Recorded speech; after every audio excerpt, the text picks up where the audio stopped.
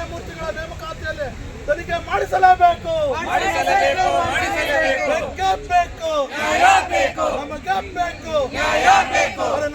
ಬೇಕು. ಏನೇ ಬರಲಿ, ಏನೇ ಬರಲಿ, ಏನೇ ಬರಲಿ, ನಮಗೆ ಬೇಕು. ಅಯ್ಯಯ್ಯೋ ಅನ್ಯಾಯ, ಅಯ್ಯಯ್ಯೋ ಅನ್ಯಾಯ, ಅಯ್ಯಯ್ಯೋ ಅನ್ಯಾಯ. ಬೇಕೇ ಬೇಕು, ನ್ಯಾಯ ಬೇಕು, ನಮಗೆ ಬೇಕು, ನ್ಯಾಯ ಬೇಕು. बोलो अंबेडकर जिंदाबाद, जिंदाबाद, जिंदाबाद. बाबा साहेब अंबेडकर जिंदाबाद, जिंदाबाद, जिंदाबाद. जय भीम, जय भीम, जय भीम. अन्याय, अय्यो अन्याय. बेके बेको, न्याय बेको, बेके बेको, न्याय बेको, नಮಗೆ ಬೇಕು, ನ್ಯಾಯ ಬೇಕು. ಏನೇ ಬರಲಿ, ಒಗ್ಗಟ್ಟಿರಲಿ, ಏನೇ ಬರಲಿ, ಒಗ್ಗಟ್ಟಿರಲಿ. ಅಯ್ಯಯ್ಯೋ ಅನ್ಯಾಯ, ಅಯ್ಯಯ್ಯೋ ಅನ್ಯಾಯ.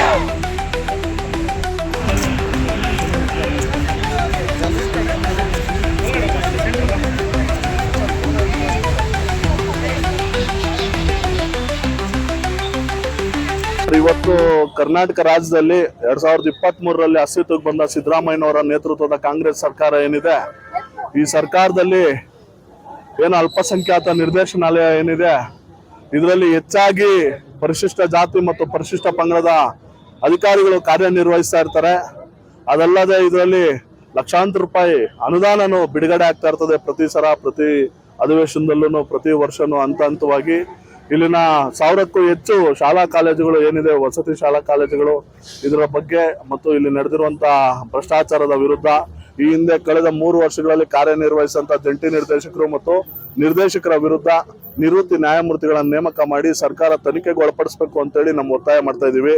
ಅದೇ ನಿಟ್ಟಿನಲ್ಲಿ ಅಲ್ಪಸಂಖ್ಯಾತ ನಿರ್ದೇಶನಾಲಯದಲ್ಲಿ ಪರಿಶಿಷ್ಟ ಜಾತಿ ಮತ್ತು ಪರಿಶಿಷ್ಟ ಪಂಗಡದ ಅಧಿಕಾರಿಗಳು, ಉನ್ನತ ಮಟ್ಟದ ಅಧಿಕಾರಿಗಳು ಅಲ್ಲಿ ಕಾರ್ಯನಿರ್ವಹಿಸ್ತಾ ಇರ್ತಾರೆ. ಅವ್ರನ್ನ ಉದ್ದೇಶಪೂರ್ವಕವಾಗಿ ಅವ್ರ ಮೇಲೆ ಡಿಪಾರ್ಟ್ಮೆಂಟ್ ಎನ್ಕ್ವೈರಿ ಮಾಡೋದಾಗಿರ್ಲಿ ಅಥವಾ ಅಮಾನತುಗೊಳಿಸೋದಾಗಿರ್ಲಿ, ಭ್ರಷ್ಟಾಚಾರದ ಬಗ್ಗೆ ಅವ್ರನ್ನ ಆ ಸುಳಿಯಲ್ಲಿ ಸಿಕ್ಸೋದಕ್ಕಾಗಿರ್ಲಿ ಇವರು ಕೆಲಸ ಮಾಡ್ತಾ ಇರ್ತಾರೆ.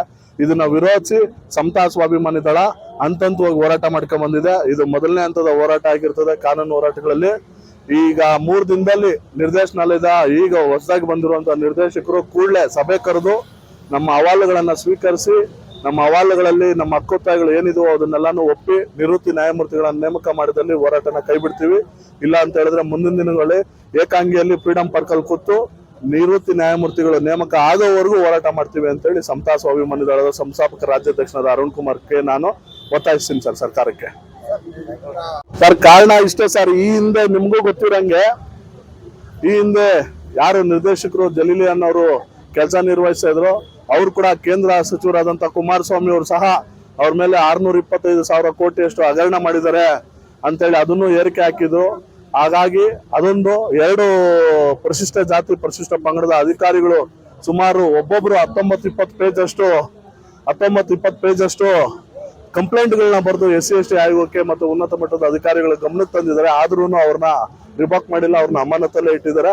ಅವ್ರನ್ನ ಯಾವುದೇ ರೀತಿಯಲ್ಲಿ ಪ್ರಶ್ನೆ ಮಾಡಕ್ ಹೋದ್ರೆ ಅವ್ರನ್ನ ಭ್ರಷ್ಟಾಚಾರದ ಸುಳಿಗೆ ಸಿಕ್ಸುವಂತ ಕೆಲಸ ಅವ್ರು ಮಾಡ್ತಾ ಇದ್ದಾರೆ ಸರ್. ಸಮಾಜ ಕಲ್ಯಾಣ ಇಲಾಖೆ ಸರ್ ಮಾನ್ಯ ಆಯುಕ್ತರಿಗೆ, ಮಿನಿಸ್ಟರ್ಗೆ ಮತ್ತು ಏನು ಹಿಂದೆ ಇದ್ದಂತ ಜಮೀರ್ ಅಹಮದ್ ಸಾಹೇಬ್ರು ಅವ್ರ ಗಮನಕ್ಕೂ ತಂದಿದೀವಿ. ಅವರೇ ಸಚಿವರಾಗಿರ್ತಾರೆ, ಅವ್ರ ಗಮನಕ್ಕೂ ತಂದಿರ್ತೀವಿ.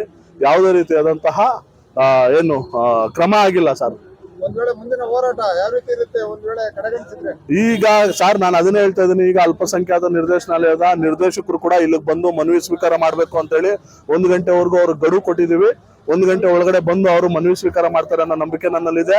ತದನಂತರ ಮುಂದೆ 3 ದಿನಗಳಲ್ಲಿ ಸೋಮವಾರದ ಒಳಗಡೆ ಇಲಾಖೆ ಉನ್ನತ ಮಟ್ಟದ ಅಧಿಕಾರಿಗಳು ಮತ್ತು ನಮ್ಮ ಸಮಿತಿಯ ರಾಜ್ಯ ಮಟ್ಟದ ಎಲ್ಲಾ ಪದಾಧಿಕಾರಿಗಳೊಂದಿಗೆ ಸಭೆ ಕರಿಬೇಕು, ಸಭೆ ಆಯೋಜನೆ ಮಾಡಬೇಕು. ಸಭೆಯಲ್ಲಿ ನಾವು ಇಕ್ಕಿರುವಂತಹ ಹಕ್ಕೊತ್ತಾಯಗಳ ಬಗ್ಗೆ ಹಾಗೂ ನಮ್ಮ ಏನಿದೆ ಮೂಲ ಉದ್ದೇಶ ನಿವೃತ್ತಿ ನ್ಯಾಯಮೂರ್ತಿಗಳನ್ನ ನೇಮಕ ಮಾಡಿ ಕಳೆದ 3 ವರ್ಷಗಳಲ್ಲಿ ಆಗಿರುವಂತಹ ಏನು ಹಗರಣಗಳನ್ನ ಮತ್ತು ಸಸ್ಪೆಂಡ್ಗಳನ್ನ ಡಿಗಳನ್ನ ಪ್ರಶ್ನೆ ಮಾಡಿ ತನಿಖೆ ನಡೆಸಬೇಕು. ತನಿಖೆ ನಡೆಸೋ ಮುಖಾಂತರವಾಗಿ ನಮ್ಮ ಹೋರಾಟಕ್ಕೆ ಜಯ ಸಿಗಬೇಕು ಅಂತೇಳಿ ನಾವು ಒತ್ತಾಯಿಸ್ತೀವಿ ಸರ್.